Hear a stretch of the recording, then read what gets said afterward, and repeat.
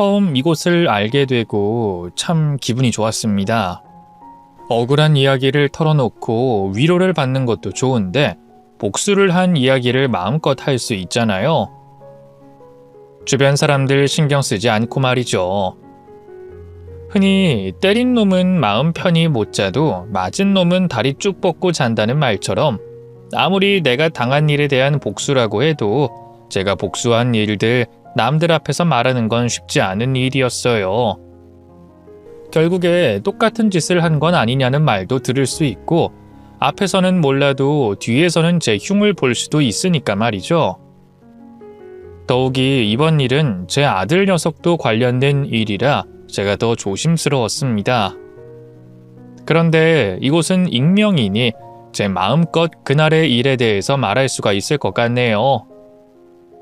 그럼 제 친구에게 말한다고 생각하면서 제가 했던 복수에 대해 말해보겠습니다.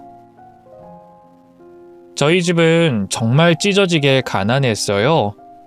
얼마나 가난했는가 하면 부모님께서 오로지 먹고 살 걱정만 하시느라 그 외에는 다른 관심을 가지지 못하실 정도였죠. 저도 원래 낳으려고 해서 낳은 아이가 아니었습니다. 어쩌다 보니 생겼고 임신인 줄 모르고 지내다 배가 부르고 나서야 알게 되어 낳게 됐죠. 그러다 보니 어린 시절에 저는 부모님께 제대로 된 보살핌을 받지 못했습니다. 두 분이 절 사랑하지 않아서 그런 게 아니라 두 분도 그만큼 여유가 없었거든요. 그런 집에서 나고 자란 저는 누가 봐도 보살핌을 받지 못하는 아이였어요. 아직 세상을 모르는 제 또래 친구들이 봤을 때도 말이죠. 그래서 동네 아이들에게 놀림을 정말 많이 받았습니다. 그때 저를 유독 괴롭히던 친구가 한 명 있었는데 그 애가 바로 최세란이라는 친구였어요. 나이는 저와 동갑이었지만 정반대의 삶을 살고 있던 아이였죠. 그 애는 부잣집 아이였거든요. 그래서 항상 머리끝부터 발끝까지 새하얀 옷을 입고 다녔습니다. 저는 반대로 온갖 때가 다 묻은 꼬질꼬질한 옷을 입었고요. 그런 이유에서인지 세란이는 어릴 때부터 자기와 제가 어울리고 섞일 수 없는 존재인 것처럼 대했어요. 자기만 저를 그렇게 했던 게 아니라 동네 친구들 모두가 저를 따돌리도록 주도했죠. 세란이의 따돌림은 국민학교를 가서도 이어졌습니다. 한 반에 40명, 50명 되던 시절 세란이는 저와 같은 반도 아닌데 제가 있는 반으로 찾아와서는 처음 보는 친구들에게 저희 집 사정을 촉새처럼 떠들기 시작했습니다.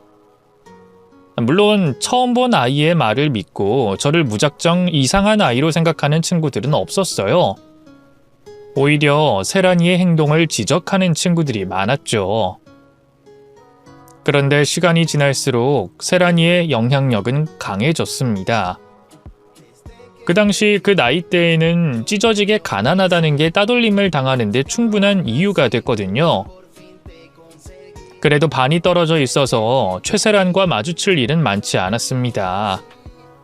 최세란도 자기 반 친구들과 노는 게 중요했으니까요. 그러다 제가 그 애와 같은 반이 되면서부터 저를 본격적으로 괴롭히기 시작했어요. 제가 얼마나 가난한 집 아이인지, 제가 얼마나 별로인지 반 아이들에게 돌아가며 말하면서 저를 그렇게 흉보고 놀리더라고요. 심지어 제가 쓰는 물건들이 더럽다며 제 물건들을 쓰레기통에 버리고 뒤에서 절 때리고 도망가기까지 해서 저는 학교 생활이 점점 더 힘들어졌습니다. 물론 학급의 모든 친구들이 최세란 편이 돼 저를 따돌렸던 건 아니었죠. 세란이에게 괴롭힘을 당하는 저를 도와주고 대신 나서주는 친구들 몇몇이 있었어요. 하지만 무서울 게 없는 세란이에게 또래 친구들의 지적은 별 소용이 없었습니다. 그래서 결국 참다 못해 저는 선생님에게 도움을 청할 수밖에 없었어요. 선생님, 세란이가 저를 너무 괴롭혀요. 자꾸 제 물건을 숨기고 욕하고 때려서 절 못살게 굴어요. 선생님이 좀 도와주세요. 어머 영자야, 친구들이랑 잘 지내야지. 세란이가 괜히 그러겠니? 세란이가 얼마나 모범적이고 착한 앤데. 거짓말로 남을 음해하면 나쁜 짓이야. 너 거짓말쟁이가 되고 싶은 거니? 순진한 마음에 저는 어른인 선생님이 저를 도와주실 거라 생각했지만 그 아이 집에서 촌지를 받으신 선생님은 괴롭힘을 당하는 게 제 탓이라며 절 도와주지 않으셨습니다. 그래서 저는 어쩔 수 없이 부모님께 말씀을 드릴 수밖에 없었어요. 일하시기도 바쁜 부모님께 그런 걱정까지 끼치고 싶지 않았지만 저 혼자 견디기엔 너무 힘들었거든요. 결국 저희 부모님께서 최사란네 집으로 찾아가셨고 그 집 부모와 만나게 됐습니다. 하지만 그 집 부모는 전혀 미안한 기색 없이 형편이 어렵던 우리 집을 무시하며 마치 돈으로 다 해결할 수 있다는 것처럼 무례하게 나오더라고요. 그래봐야 애들끼리 좀 싸운 걸 가지고 일을 크게 만들 거 있어요? 애가 피해봤다는 건 몇 배로 보상해 줄 테니까 그 돈 받고 그냥 이쯤에서 끝내죠. 보아하니 집안 형편도 안 좋은 것 같은데. 부모님은 그 앞에서 아무 말씀도 하지 못하셨고 학교에서도 일이 커지기를 바라지 않자 결국 저는 사과 같지도 않은 사과를 받고 물러설 수밖에 없었습니다. 그리고 저는 괜히 저 때문에 부모님까지 그런 수모를 당하신 것 같아 죄송했어요. 그래서 앞으로 문제를 일으키지 않아야 되겠다고 생각했죠. 그때부터 일부러 최세란을 피해 다녔어요. 하지만 저희는 하필이면 같은 중학교에 올라가게 됐고 거기서도 세란이는 저를 콕 집어 괴롭히곤 했습니다. 그렇게 자포자기하면서도 꿋꿋이 학교 생활을 하던 어느 날 아버지께서 갑자기 쓰러지시며 저는 혼자 생계를 꾸리셔야 하는 엄마를 도와 생업전선에 뛰어들게 됐어요. 그 후 저는 결국 다니던 학교를 그만두고 일을 하게 됐습니다. 중학교 졸업장도 받지 못하고 학업을 관둬야 하는 게 속상하고 마음 아팠지만 그래도 가족을 위해서 일할 수 있다는 생각에 보람차고 기뻤어요. 부모님을 도울 수 있다는 생각에 일하는 것도 고생스럽지 않았고 남들이 어린 저를 안쓰럽게 보는 것도 창피하지 않았죠. 그런데 가끔씩 제 또래 아이들을 볼 때면 가슴에 울컥하고 서러움이 올라왔습니다. 교복을 입고 제잘거리며 다니는 아이들을 볼 때마다 초라한 차림으로 일을 하는 제가 괜히 움츠러들게 되더라고요. 그래서 최세란 그 애만은 마주치고 싶지 않다고 생각했는데 또 하필이면 그 아이에게 부끄러운 꼴을 들키고 말았습니다. 어머, 너 영자 아니니? 영자 맞지? 오랜만이다. 너 학교 그만두고 뭐하나 했더니 이런 일 다니고 있었던 거야? 너 꼴이 하도 엉망이라서 못 알아볼 뻔했지 뭐야? 우리가 좋은 사이도 아니고 만나서 반가워할 사이가 아닌데도 그 애는 굳이 저를 보고 아는 척 해왔어요. 저를 무시하고 괴롭히던 최세라는 가정 형편 때문에 학교도 그만두고 일을 해야만 하는 저를 자기 친구들 앞에서 놀리더라고요. 얘들아, 영자 좀 봐. 우리 영자 너무 불쌍하지 않아?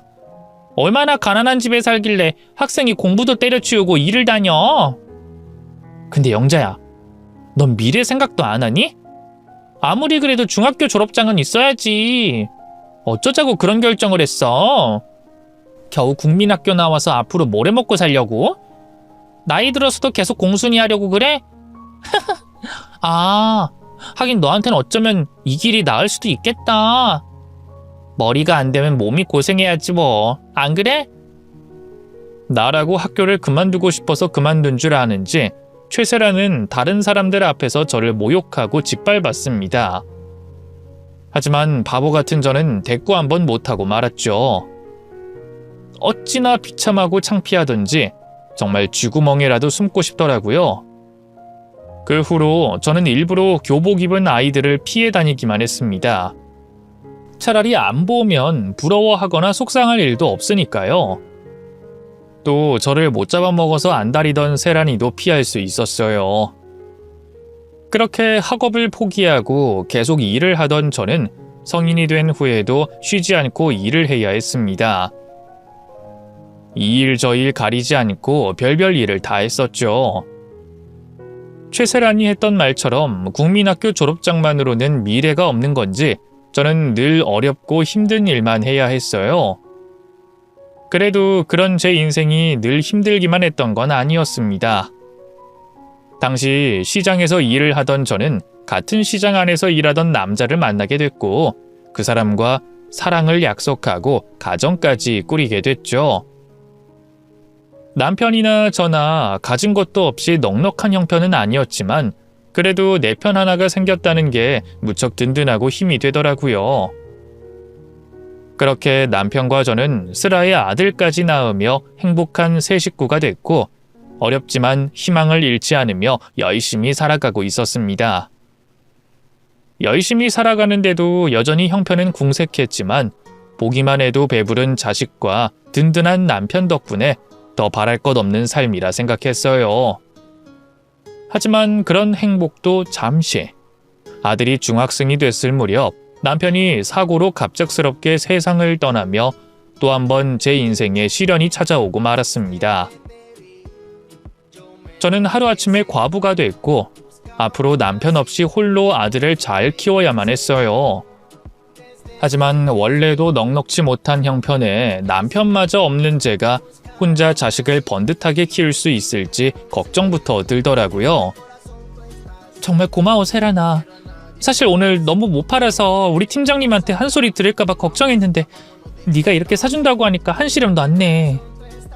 그럼 친구 좋다는 게 뭐니? 반가워서 밥이라도 사주고 싶은데 내가 좀 바빠서. 아무튼 다음에 또 보기로 하고 난 이만 가볼게. 그런데 그때 돌아가던 그 친구가 갑자기 넘어지면서 들고 있던 음료수를 쏟아버렸습니다. 그런데 말도 안 되게 넘어졌어요. 도저히 넘어질 수 없는 상황에서 혼자 넘어진 거죠. 넘어진 세란이는 갑자기 애먼 저를 보며 화를 냈습니다. 야, 너 지금 뭐 하는 짓이야? 너 때문에 옷 다 버렸잖아. 너 미쳤어? 제가 어떻게 한 것도 아니고 그냥 자기 혼자 아크로바틱을 하듯이 넘어져 놓고 자기가 넘어진 게 제 탓이라며 불같이 화를 냈어요. 아무 잘못 없던 저는 괜히 욕을 먹어 어이가 없었지만 그래도 다친 친구가 걱정돼 챙겨주려 했습니다. 세란아, 괜찮아? 어디 다친 곳은 없어? 넌 눈이 없니? 보면 몰라? 지금 내가 괜찮아 보여?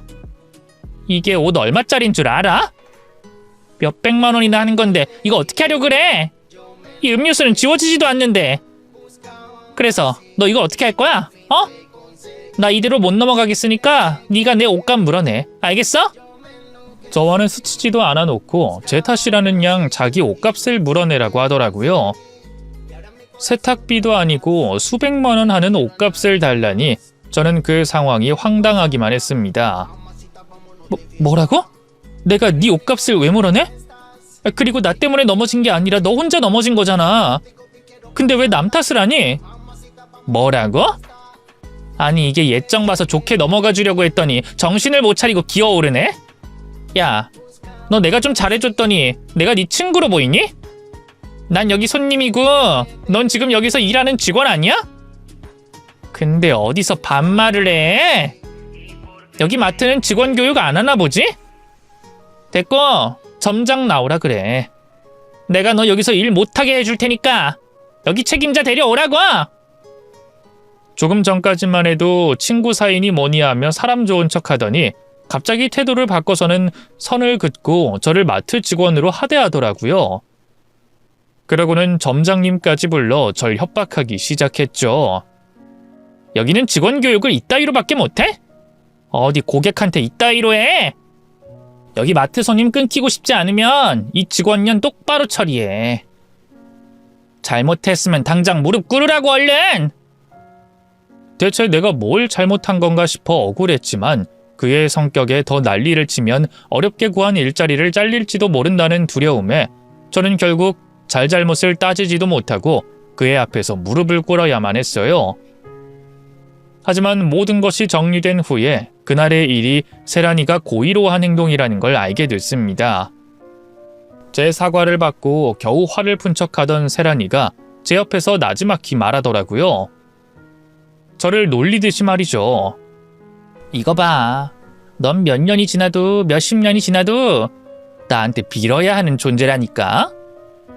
사실 네 말이 맞아. 나 혼자 넘어졌어. 뭐 딱히 돈이 필요한 건 아니고 네가 비는 모습 오랜만에 보고 싶어서 말이지. 억울하고 분했지만 눈앞에 아들 생각이 먼저 났습니다. 저만 참으면 일을 계속할 수 있었어요. 일을 계속하면 우리 아들 학원도 보내주고 학용품도 사주고 옷도 신발도 먹고 싶은 것도 하여튼 전부 다 해줄 수 있었습니다. 그래서 참았어요. 비겁하지만 말이죠.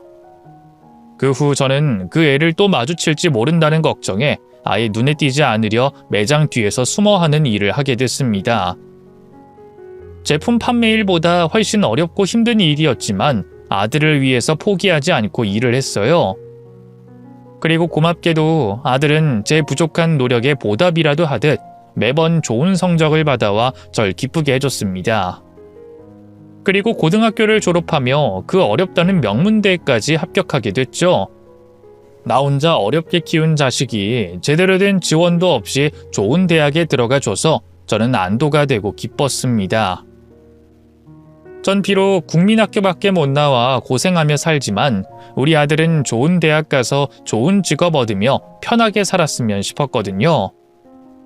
그런데 그런 아들이 어느 날 제게 로스쿨 입학 소식을 알려왔습니다.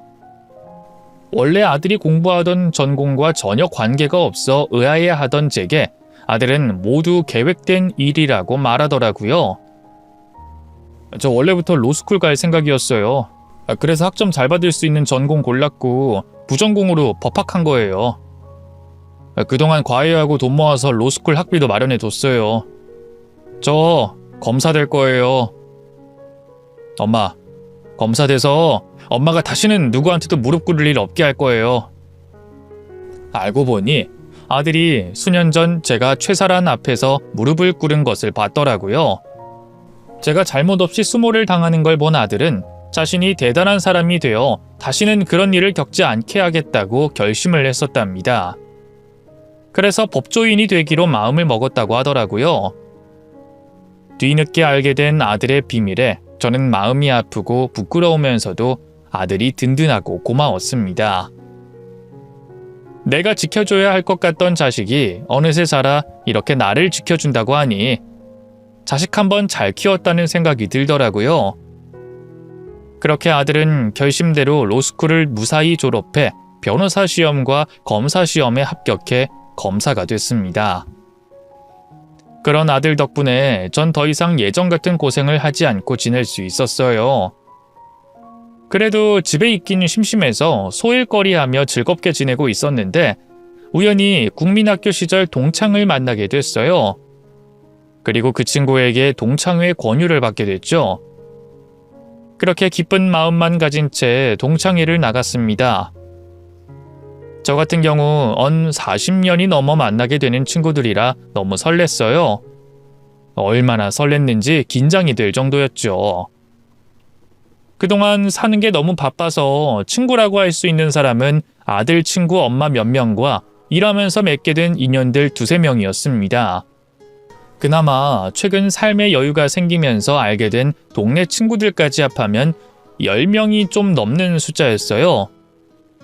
그만큼 사람이 고팠고 어린 시절 친구들이라면 더더욱 보고 싶었죠. 그런데 제가 너무 들뜬 마음에 어떤 한 존재를 잊어버리고 있었습니다.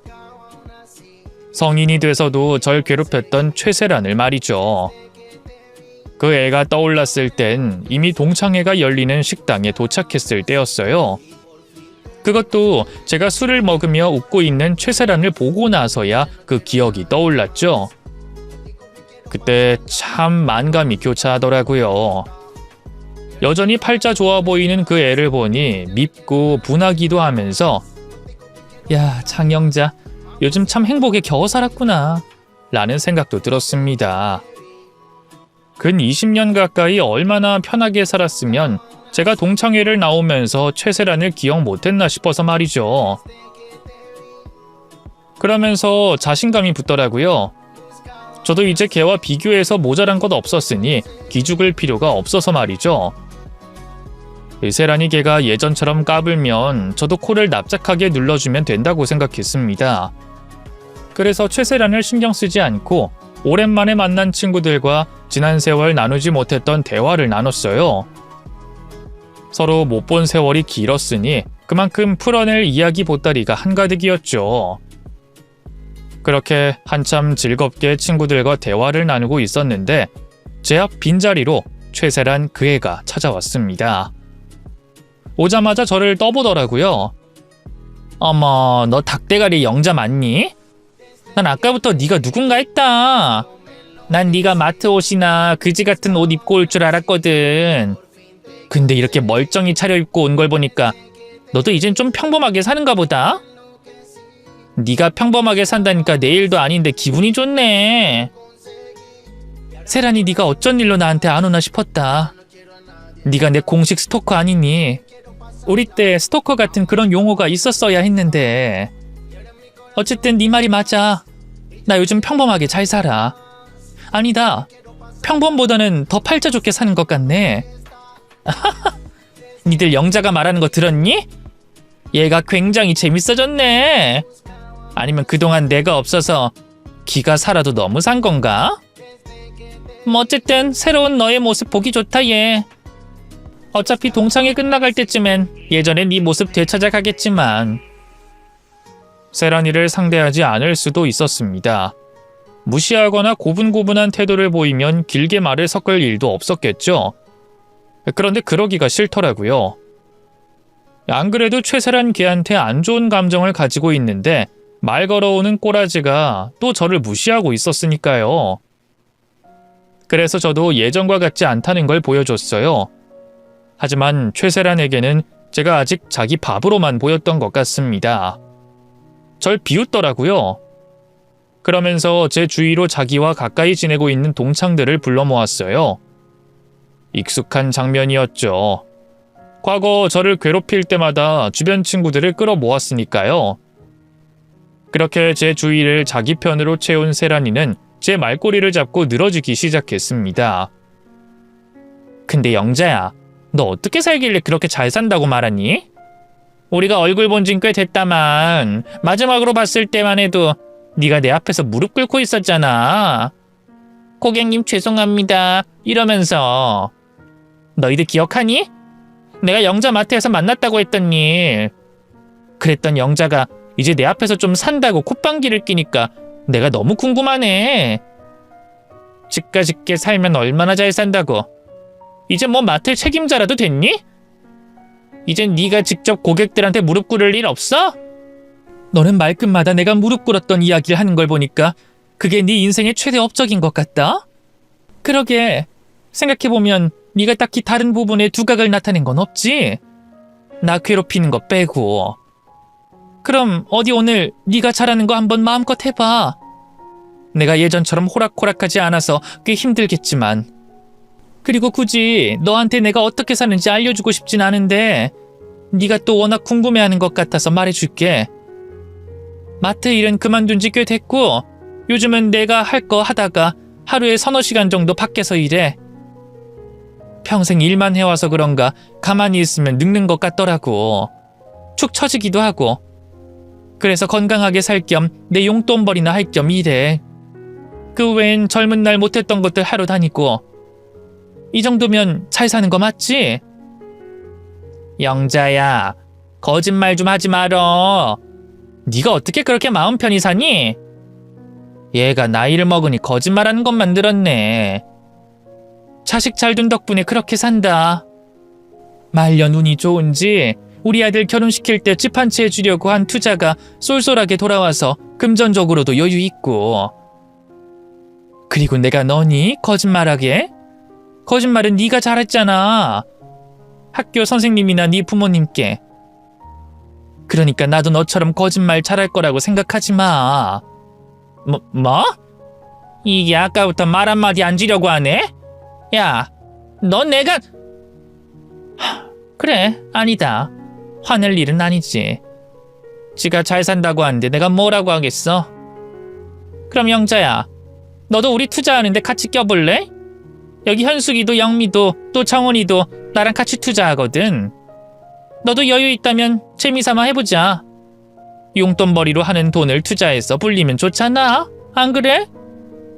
그럼 넌 돈도 불리고 네 말이 거짓이 아니라는 걸 증명도 하는 건데 일석이조 아니니?